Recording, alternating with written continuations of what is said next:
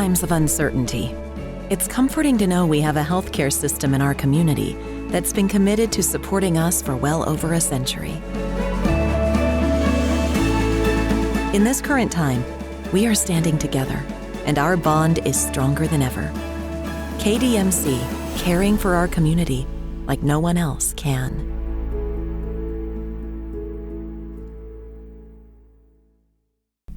Bi-week practice, Tuesday, Wednesday, Thursday. Players run Friday morning and they have the weekend off, and then we'll get back to work on Alabama. So chance to play some younger players this week, get people healthy, even though that's not a major issue with us this early in the year. So I've said before, not the best time ideally for a bye. Wish it was later, but it is what it is.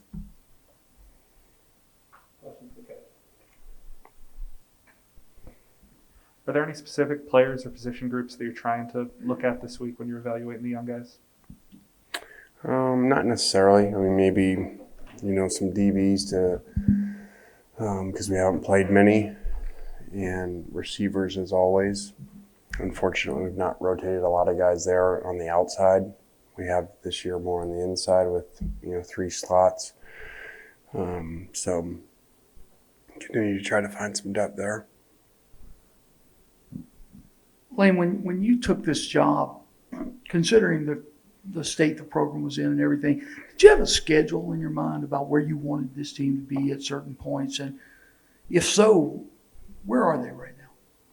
I've never thought like that. I've never said, okay, when you take a job, year 2, year 3, year 4, this is where you're going to be. Just like I've never said that during a season.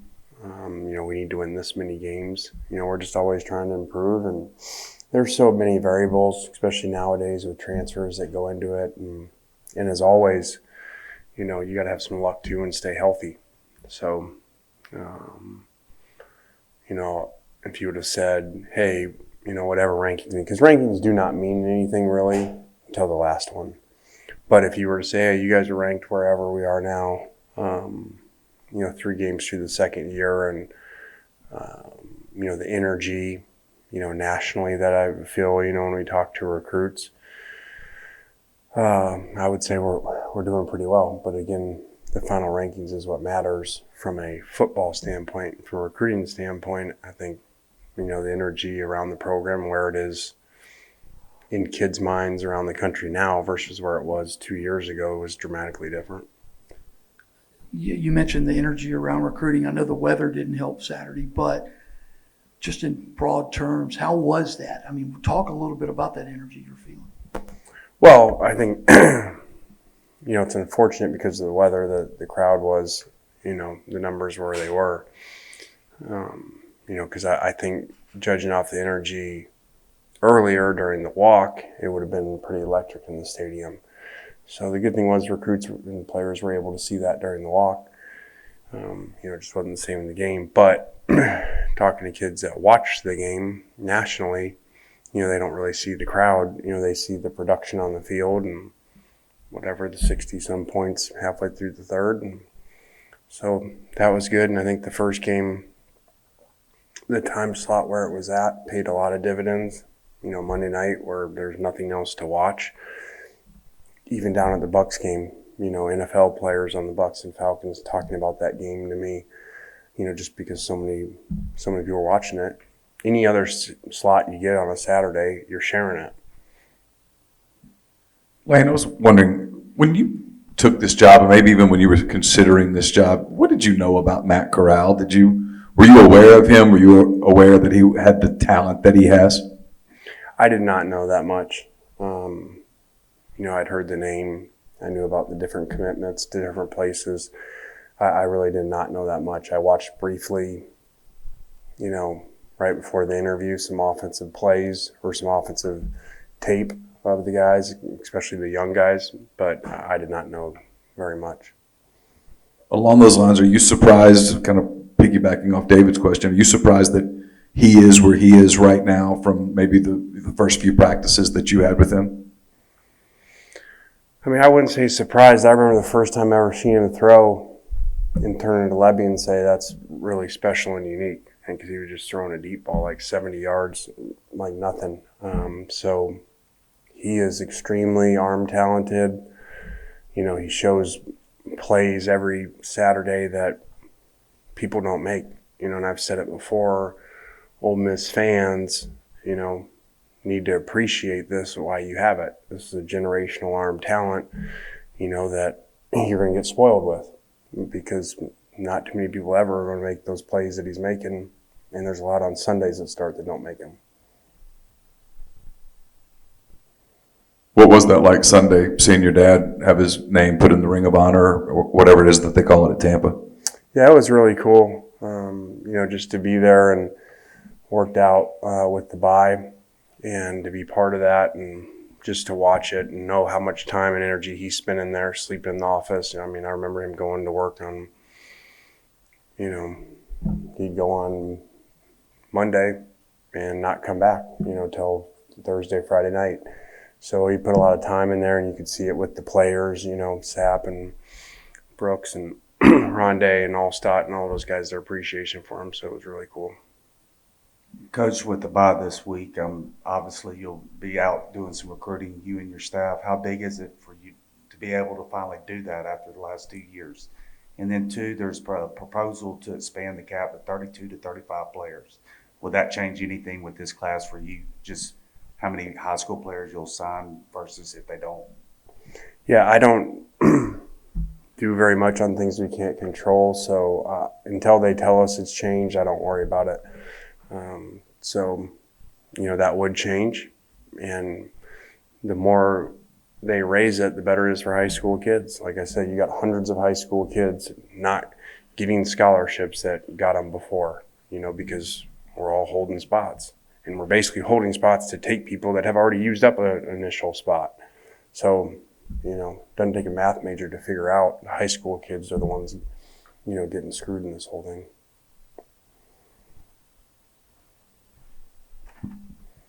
Lane, just curious, when you compare the SEC today to where it was 12 years ago when you got to Tennessee, what do you think kind of contributed to offense going on such an upswing? Was there one or two things you saw, or is it just generally football is trending that way in your mind? That's a good question, because when I do get asked about the SEC back then versus now, I feel like there were great defensive players you played every week and had to scheme around, and there's still that. Now I do feel like there's more offense, and the numbers prove that, like last year, historic offensive numbers in the conference with only conference games. I'm not sure. I think there's more non-traditional offensive coaches calling plays in this conference now. You know, this was notoriously a traditional offensive conference.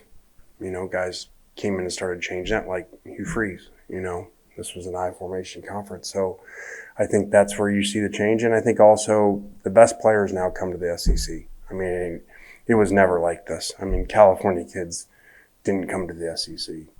Hawaii kids didn't come to the SEC. Now everybody just comes to the SEC on both sides. So, you know, it's where the best players are. What has the focus been for the defense during this bye week? Just to get better on the small things, back to the basic, man. Back to the fundamentals of tackling, getting off blocks, getting the ball a lot, just getting better in every aspect, getting back to the roots, to the basics. How much is there to work on right now? I mean, obviously, it's only been 3 weeks since the season started. Not too much has deviated. Has a lot changed in that time, or is it just kind of continually working? Continually working, man. It's always things to get better on, man. As these games go on, we find things in the field that our coaches find, and we need to work on. And if we're doing something well, they add more tools to our toolbox that elevate our game. So it's a special week for us to get better, man. We going out there taking advantage of it.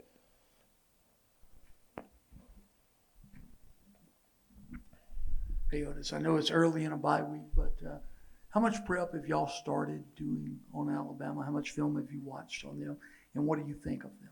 You saying like me personally? Or the Yeah, team? well, yeah. I mean, how much work has the team done, and how much film have you watched on it, and do you have any impressions?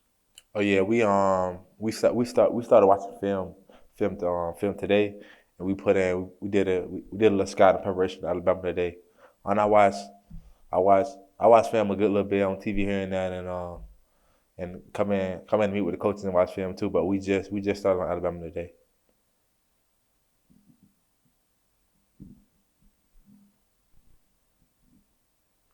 For you, how hard was last year's Alabama game not getting able to play in it? I assume you were watching from the sideline or watching from home. Just what was that like for you watching that game go back and forth? Oh man, it was crazy. It was a crazy game. It was me, man. It was me, Mark, and it was me, Mark, and Jake. We was in the stands watching it. And it was an exciting game, man. I was guy wanted to put a fight, but we just didn't come out with a win. So this year, man, we ready. We're excited. I wanted to ask you about Mark. You brought him up. I know you two go way back. Just what's it been like seeing you watching him kind of transition to defense? Did you know he had linebacker in him, and are you surprised by how much he's contributed so far? Man, I'm not surprised by any success that guy had, man. He worked extremely hard, man. One of the hardest human beings I know. Next to me, man, the guy come in and work hard. He do whatever Coach asked him to do, and he's a great leader for this team, man. A guy that we love on this defense. A lot of guys feed off him, so we're blessing to have him out here. How much confidence does it give your team playing Alabama so well last year? You said what again? Can you repeat that? How much confidence does it give your team with y'all playing Alabama so well last year? Just I mean, we didn't win the game, so like, you win, you get confidence. Like, nobody just want to be always in the game. Like, you win the game, like you're a loser. So, it's a whole new year. So, like I said, I wasn't playing last year I wasn't out there when we lost. But we lost the game, so we got confidence. But we didn't win the game, so you really shouldn't have too much confidence. You lose the game. Following up on what Nick was asking, I'm curious, when you were in the stands watching that game, were you thinking, hey, if I were out there, we'd be getting a stop or two and this would be different? Yeah, I'd be lying if I didn't think that. But it was tough. It was tough being out there because our offense was doing good and defense struggles at times. And just knowing the playmaker that I am, I definitely would have been very excited to go out there and help our defense. But it's a new year. I get an opportunity like me, Mark, and Jake, the guys that didn't get to play. So we're gonna take a full advantage of it this year. You mentioned opportunity. It's obviously a huge opportunity for your team, for your program. Going there, they're assuming they win Saturday, they're number one in the country and all that stuff. Just if you would kind of discuss what that opportunity means to you. Man, it's a blessing. It's a blessing in disguise. This margin for error is small. So when you get your opportunities in big time game like this, man, we gotta take advantage. It ain't about just one. It's about us as the team. You know what I'm saying? It's a standard here that we as players set the team player led, not coach fed. So man, it's a standard we go out there and practice by every day, and we live it, man. And guys bonding, and guys just generally care about each other. We want the best for one another. So it's a standard all the way around. Can you just talk about the performance you had last week? I mean, over 100 yards, right? I have no clue. But, balls in the air, you just try to make a play. Me, Drum, Mingo, and all the other guys that play. Anytime Matt throws a ball to us, we trying to make a play. It's at least appeared that defenses are really keying on you, bracketing you, that kind of thing. Has that been, I don't know, frustrating or anything like that? It's because the ball's kind of at times gone to other people more than maybe we expected early in the season. You get frustrated a little bit, but then when you see it open other guys up like Drum and Mingo and those guys making plays, you just love to see it. So I'm happy for those guys, and whenever my opportunity is there, I'm gonna take full advantage of it.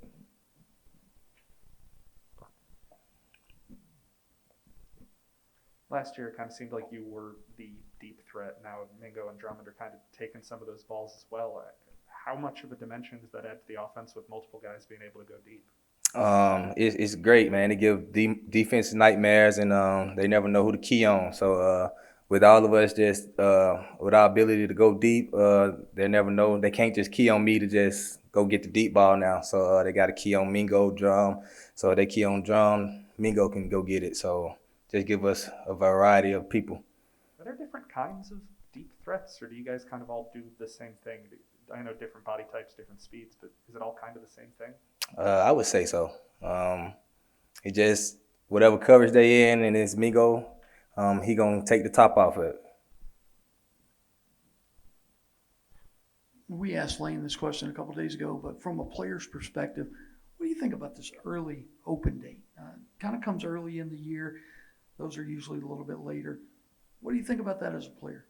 If you're starting out 3-0, it's a how would I put it? A good or a bad thing happening this early, but we just gonna keep our head down and keep working and just get a head start on Bama. You watch football Saturday since you'll have a chance to? Oh yes sir, definitely.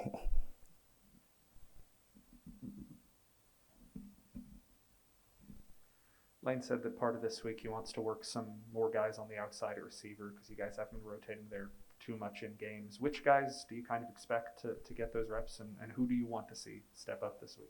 I want to see all those guys step up, honestly. We got Danish, Jaden, Braylon Brown, Brandon Buckhalter, all those young guys, and just seeing them coming along and just getting the playbook down and just seeing them out there, it'll be great. Just taxing off me, Mingos, and drum legs and just give us a breather. It's big for us. With y'all running almost 90 plays a game and not as much rotation at receiver, how hard is that for guys like you and Mingo to have to play that many snaps in a row? It's tough, but we condition every day in practice, with tempo. So we're built for it, but just having those guys ready to play, it'll be big for us.